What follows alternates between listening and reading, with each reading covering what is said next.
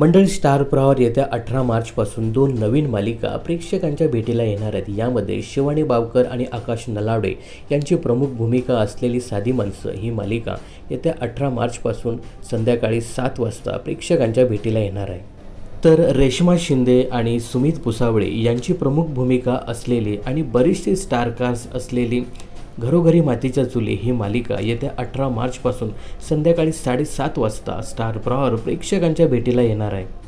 तर या 2 नवीन मालिकांसाठी स्टार प्रवाहावरील 2 जुन्या मालिका प्रेक्षकांचा निरोप घेणार आहेत। यामध्ये गुंजा आणि कबीरची कुण्या राजाची गतुराणी ही मालिका आता प्रेक्षकांचा निरोप घेणार आहे।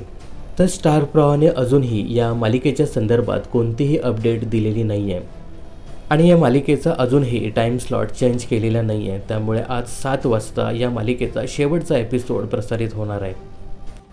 यानंतर ही मालिका प्रेक्षकांचा निरोप घेणार आहे। यासोबतच येत्या 18 मार्चपासून घरोघरी मातीच्या चुली ही मालिका सोमवार ते शनिवारी संध्याकाळी 7:30 वाजता प्रसारित होणार आहे। तर आत्ताचा स्लॉट बघितला तर संध्याकाळी 7:30 वाजता आई कुठे काय करते ही मालिका प्रेक्षकांच्या भेटीला येत होती।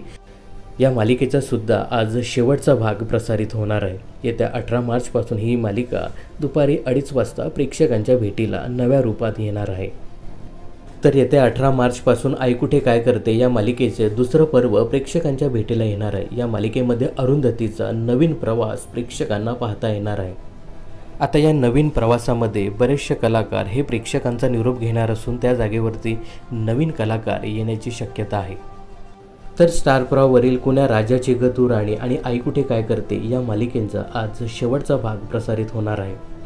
या मालिकांबद्दल तुम्हाला काय सांगायचं हे कमेंट्स करून नक्की सांगा। मनोरंजन क्षेत्रातील अशाच फिल्मी अपडेट्स जाणून घेण्यासाठी चॅनलला सबस्क्राईब आणि फॉलो करायला विसरू नका।